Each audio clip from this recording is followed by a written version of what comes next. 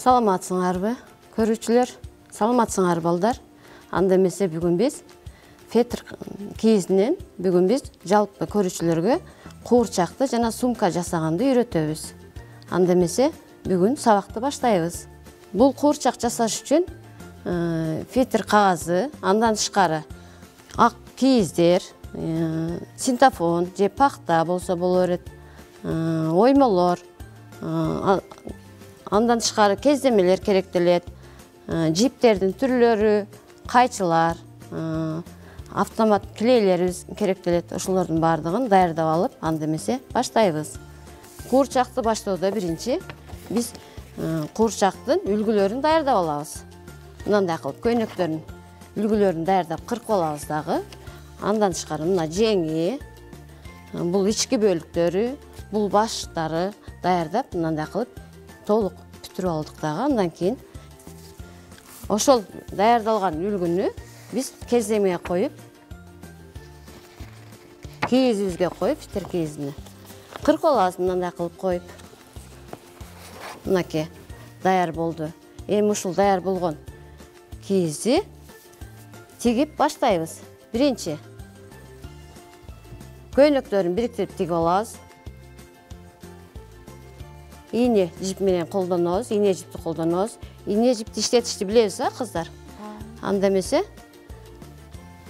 эрежелерди сактап баштайбыз.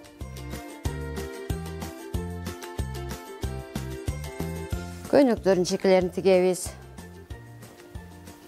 Көрүнбөй турган кылып ничке, Мен жардам берем окуучуларга. Мен жеңдерин тиккенге жардам берейин. Түйгөн жерлерди ичине киргизип коебуз. Себеби көрүнбөй туруш керек, аккуратный болуп туруш керек, Кана? Туура. Баштайбыз.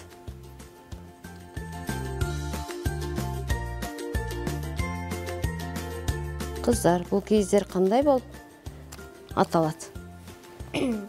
Бул кийиз, бул фетр кийизи. Бул чыныгы натуральный кийиз эмес, жасалма. Өндүрүштөрдө иштелип чыгылган кийиздер, Биздин өзүбүздүн даяр болгон кийиздерибиз эмнелерден жасалат? Жаныбарлардын жүндөрүнөн жасалат. Эмнелерден? Койдун, топоздун, дагы, төнүн жүнүнөн, дагы бир жаныбардын кийизинен дагы, жүндөрүнөн дагы жасасак болот экен. Эчкенен, Кийиздер жасоодо кантип колдонобуз биз? Эмнелерге колдонсок болот экен ошол? Өзүбүздүн ата-бабаларыбыз илгертеден улап келген, мурастарыбызды улап келген, колун өрчүлүгүбүздө колдонуп келген кийиздерибизди биз кантип жасайбыз? Кийиздерди боз үйлөрдүн жабдууларына колдонушат. Кийиздин колдонушунун себеби кийиз жазда, жайда ысыктан, кышта сууктан сактап, салкын кылып кармап турат. Боз үйлөрүбүздү ысыктан сактайт экен, салкын кармайт экен. Сууктан сактайт экен.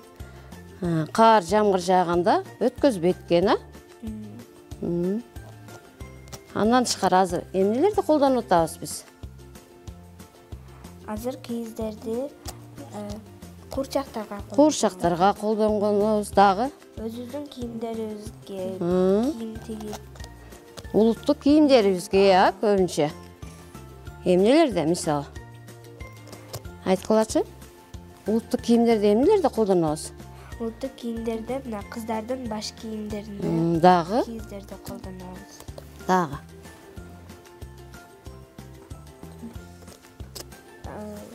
Ак калпактарды тигүүдө колдонобуз, Өзүбүздүн кийиздерди көбүнчө. Дагы.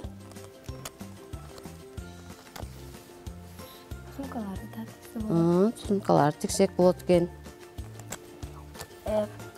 Кыздардын кийимдерине кийизден оймолор чегилип, кооздук үчүн колдонсо болот, Андан тышкары өзүбүз ошол жүндөрдөн жиптерди ийрип эмнелер токуйбуз? Өзүбүзгө байпактарды, мейлейлерди токуп кийебиз. Кышында, айрыкча кышында бизге жылуулук берүүчү мейлейлерди, шапкаларды, шарфтарды, байпактарды, чешкаларды токуп кийеткенбиз. Өзүңөрдүн жасаган иштериңер жөнүндө айткылачы кыздар. Мисалы ушул чебер кыздар ийинде эмнелерди үйрөнүп атасыңар дагы? Биз чебер кыздар ийинде ар кандай композицияларды жасап, кийиздерден жасаганды үйрөнөбүз. Бистелерден мончок жасаганды үйрөнөбүз. Дагы? Андан тышкары азыр жашыбызга жараша кичинекей курчактарга көйнөктөрдү, кийимдерди тигебиз. Кийимдерди курчактарга тигип баштадыңар.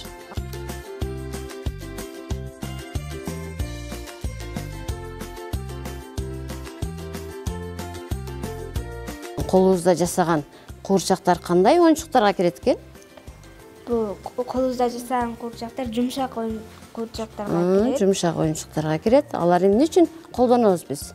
Кандай мааниси бар экен? Кандай пайдасы бар экен? Бул куурчактар жумшак, анан бөбөктөр ойноп жатканда ыңгайлуу, жыгылганда дагы катуу тийбейт. Жумшак түшөт. Анан ошол тигип жаткан кыздарга, балдарга аң сезимин, кызыгуусун өрчүтүүгө дагы жардам берет. Жардам берет, жакшы. Мынтип жеңдерин эки жагын бириктирип тигип алабыз.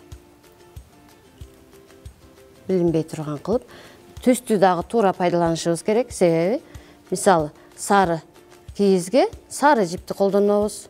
Эгер кара же ак болсо, жакшы болбой калат. Ошон үчүн өзүнүн түсүндөгү сары жипти колдонуп тиктик. Алтынай, өзүңдүн немең боюнча айтып берчи. Мына ийрим боюнча кандай немелерди жасадың, эмнелерге кызыгасың? Мен куурчактарды тиккенди үйрөндүм. Анан мончок, бистелерден мончок тиккенди үйрөндүм. Өзүмө көйнөктөрдү тигишти үйрөндүм. Айрыкча жазгы көйнөктөрдү тиккенди үйрөнүп атасың, Чешкаларды үйрөндүм. Кышында кийүүчү, Анан жилеткалар токудум. Ушуларды мен үйрөндүм эжигимден. Андан тышкары да эмнелерди билесиң сен, Алтынай? Ушул өзүңдүн жазган ырларың боюнча айтып бересиңби бизге? Кана? Апа жөнүндө жаздым. Апа, жаным апа сен өзүң. Аябастан маган эриң төгөсүң.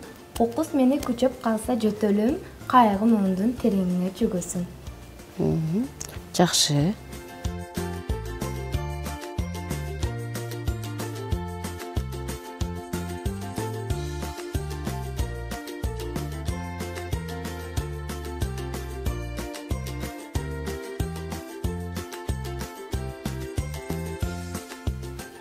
Биз бул ийримге 4-класстан баштап алабыз. 15-16 жашка чейин кирсе болот. Колдонсок, ошол окуучуларды окутсак болот. Андан кийин өздөрүнүн улап кетишине карап, башка жактарга окуп кетишет. Эмнедеги чыгып калган жиптерин кырып коебуз. Жакшы, мына Акмөр көйнөгүн бириктирип тигип бүттү.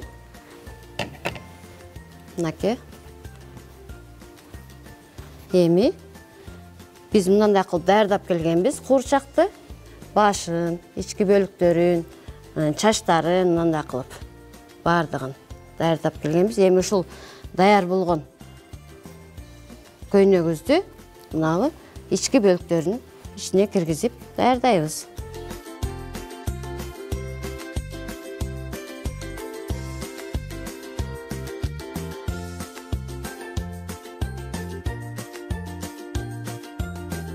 Бел бөлүгүнө чейин алып келебиз. Же чоң, же кичине кылып албайбыз. Мындай болуп бекем туруш керек көйнөгү белине киргизилип. Андан кейін жең бөліктеріні улап шығабыз. Қана Ақмөр, сен мына жең бөлігін қошып мынандай қылып тегіп шығасың. Жең даярдап ал енеңе. Алтынай, қана. Сағала жардам берейін.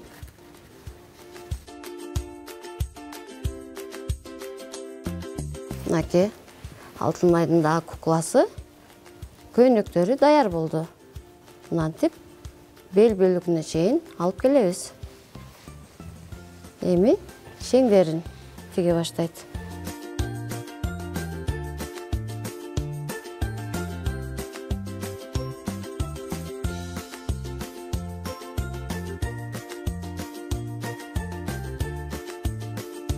Ondan кейін biz жеңдерін бүткеннен кейін, улап бүткеннен кейін мынандай қылып кездемеден үстіндегі кемселдерін қырқолабыз. Мынандай қылып.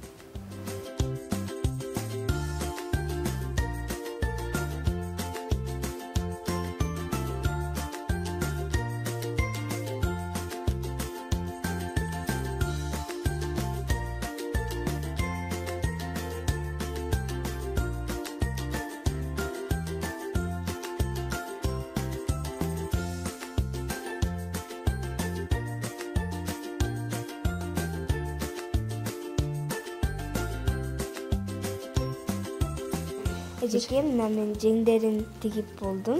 Эми курчакка кемсилин кийгизип коебуз. Biz bu kemsilin tigüde biz kley, avtomat kleyin жардамга сурайбыз, avtomat kleyin иштетебиz, ha?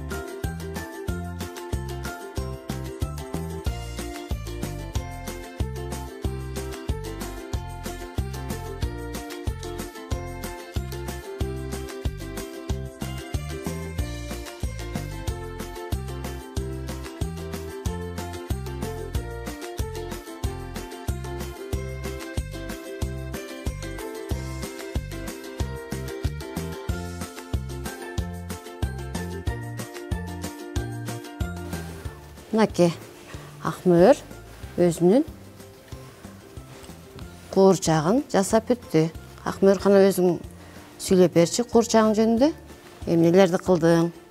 Бул курчак фетр кийизинен жасалып, биринчи ага башын, ички денесин жасап, андан кийин фетр кагазы менен көйнөктөрүн, жеңдерин тигип, жабыштырып, кездемеден мындай кемзилин тигип кийгиздик. Андан кийин бул кызыбыздын баш кийими дагы өзгөчө кийизден жасалган. Жана чачтары атайын куурчактарга аталган чачтарды жабыштырып коюп. Андан тышкары өзүбүз колдо жасасак дагы болот, өрүп алсак болот чачтарыны. Баягы токулма жиптерден өрүп жасасак болот экен, а?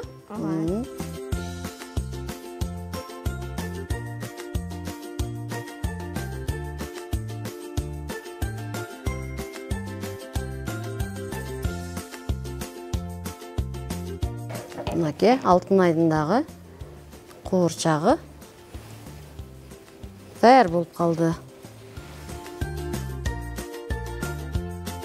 Эми, Алтынай эмне кыласың? Кемзилин кийизе алабыз. Алтынай тескери болып қалды, оң кылып кийгизебиз, а? Мындай кылып.